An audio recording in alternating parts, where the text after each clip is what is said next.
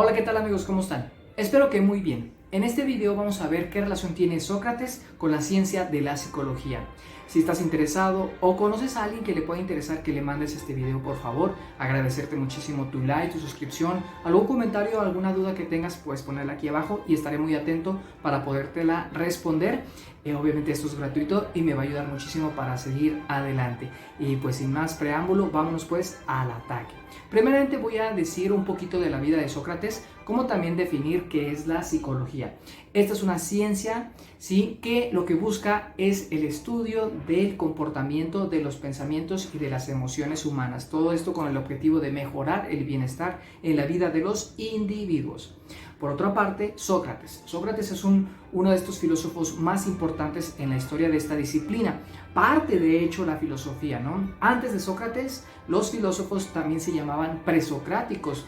Estos filósofos presocráticos estaban buscando más la verdad cosmológica, es decir, de dónde viene el universo, ¿no? De qué está compuesto.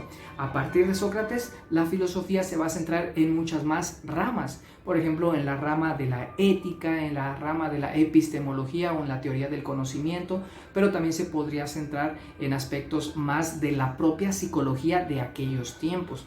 De hecho, vamos a empezar un poquito las cuestiones de esta relación. Psicología, la ciencia de la psicología que conocemos actualmente, que por ejemplo yo soy psicólogo, ¿sí?, empezó en la antigua Grecia, no como una ciencia actual, pero hay que decir, por ejemplo, que la psicología, su etimología, o sea, el origen de la palabra, viene de el estudio o tratado del alma, no de la mente. Es algo que se confunde, de hecho, algunos alumnos.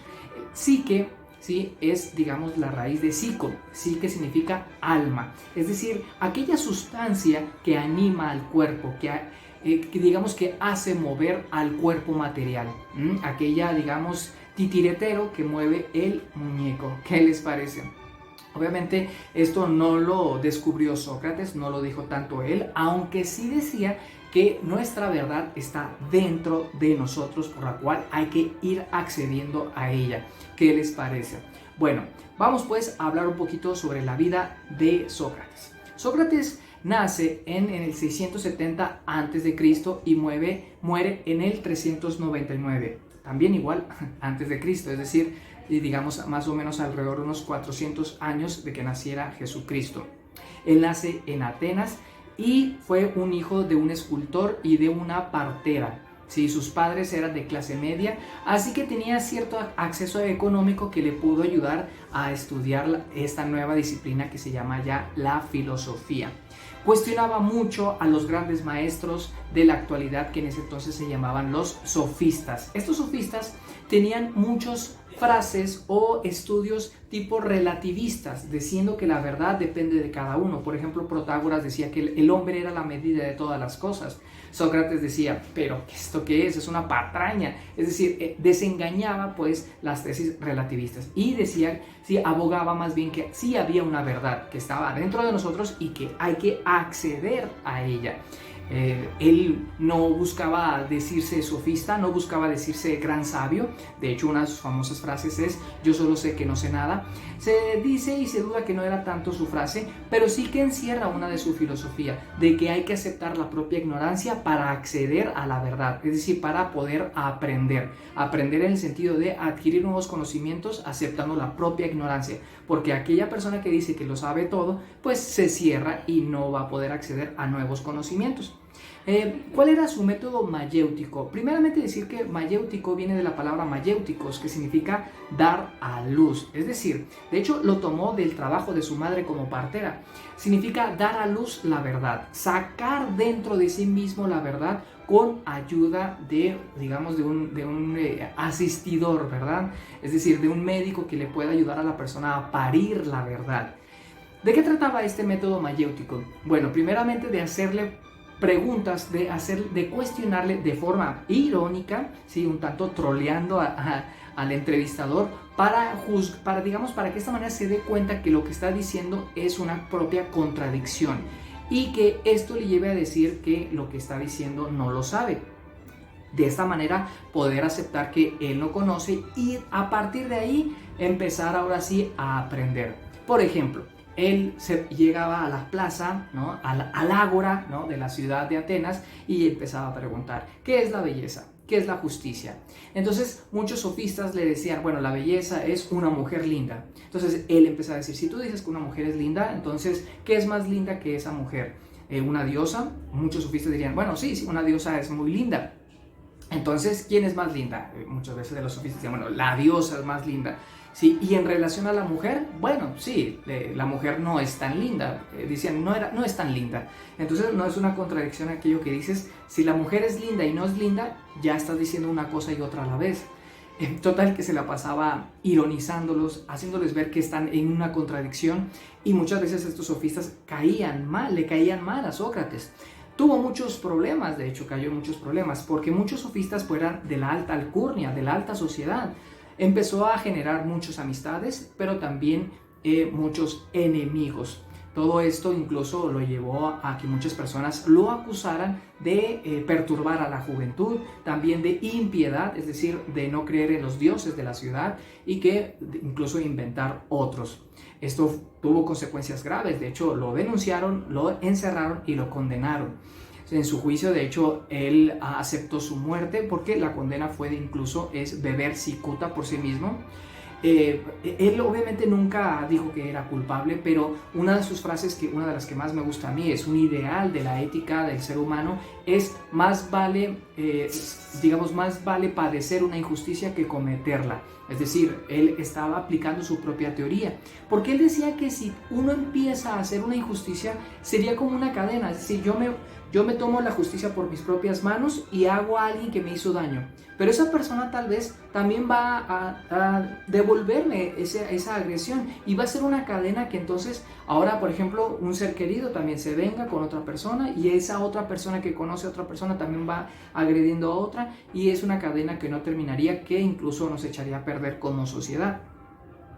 Entonces, obviamente una de las cosas que decía Sócrates es que un hombre tiene que ser ético, tiene que tener una buena ética, tener un buen vivir. Para esto tenía que tener un conocimiento verdadero, es decir, buscar la verdad, y esa la va a encontrar dentro de sí mismo. En pocas palabras, si una persona tiene buena ética es porque tiene un buen conocimiento, y si una persona no tiene ética o se la pasa haciendo actos inmorales es porque es un ignorante. ¿Qué les parece la ética? Años después Aristóteles lo llegó a contradecir diciéndose que la buena ética no nada más va a hacer que la conozcamos, que conozcamos las buenas reglas, sino también practicarlas. Sócrates podría debatir esto diciendo que bueno, es que tal vez él no estaba 100% convencido o no tenía buen conocimiento de eso. ¿Qué les parece esto? Vamos pues con el asunto medular del video. ¿Qué relación tiene esto con la psicología? Pues déjenme decir que muchas psicoterapias tienen ese tipo de método o algo parecido al método mayéutico. De hecho, le llamamos diálogo socrático. Esto se usa, por ejemplo, en terapias como la logoterapia o la terapia hecha por Viktor Frankl, donde se busca encontrar el sentido de la vida, o también se usa mucho el diálogo socrático en la terapia cognitiva conductual. Aquí lo que se busca en este caso es ayudar a la persona que, usando la lógica, entienda que sus pensamientos no tienen razón de ser, son ilógicos, y que estos pensamientos los llegue a cambiar por pensamientos más racionales y más adaptativos que le ayuden a cambiar, por ejemplo, la depresión o la ansiedad que llegan a tener. Les voy a poner un ejemplo hablando de la terapia cognitiva. Por ejemplo, si alguien tiene depresión, muchas veces va a preguntar, es que nadie me quiere. Entonces vamos a empezar a analizar por medio del diálogo socrático que ese pensamiento es irracional. ¿Cómo es que nadie te quiere? ¿Sabes qué piensan todas las personas? ¿Sabes qué sienten ellas dentro de sí para contigo? No, de hecho muchas veces la persona que dice nadie me quiere, sí hay gente que la estima. Y si no hay gente que la estima, no es eso que la tiene deprimida, son otras cuestiones que piensa de sí misma. Por ejemplo, soy un inútil, pero ¿cómo puedes catalogarte como un inútil? ¿No sirves, por ejemplo, para caminar? ¿No sirves, por ejemplo, para comer? Claro, estoy ironizando, pero tú dijiste que eras un inútil, que no servías para nada, ¿no? O sea, un inútil no sirve para nada, pero no sirve para caminar. Muchas de estas personas trabajan o estudian, ¿no sirven para hacer algo? Entonces empezamos a confrontar que su idea, su pensamiento no tiene una lógica, y que vamos a sustituirlos por pensamientos más adaptados. Como ven, lo que estamos buscando es que sus pensamientos no tienen muchas veces una base lógica, y que si cambiamos sus pensamientos por más adaptativos, van a cambiar también sus emociones más, más adaptadas. ¿Qué les parece esto? Como ven, Sócrates obviamente aportó muchísimo a la filosofía, ese es su asunto medular, obviamente, pero sí nos trajo cosas muy importantes en las cuestiones de la psicología. ¿Qué les parece esto?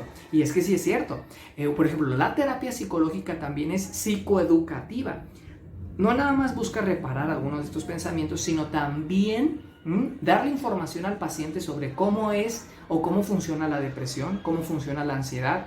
Y si, por ejemplo, si un padre lleva a su hijo con un problema de comportamiento, decirle al papá cómo funciona un trastorno de comportamiento, por ejemplo, el trastorno por déficit de atención con hiperactividad. Es decir, se le dota información valiosa para que esto también le ayude a la persona a mejorar su situación de vida, justo como lo dije en la definición de psicología. ¿Qué les parece? Es decir, la psicoterapia es psicoeducativa. ¿Qué hacía Sócrates? Sí, obviamente por medio de ese método mayéutico, dotarle a la persona educación que tenga, digamos, una confrontación con sus propias ideas para que pueda tener un conocimiento más válido. ¿Qué les parece? Y obviamente pues así tener una vida mucho más llevadera. Espero de verdad haberme dado a entender, y si fue así te voy a agradecer mucho tu like, tu suscripción, algún comentario o duda que tengas puedes ponerla aquí abajo y voy a estar muy atento para poderte responder. Sí, de verdad te agradezco muchísimo tu atención, y ya sabes, ¿verdad? A seguir conociendo. ¿Para qué? Para estar bien. Hasta luego.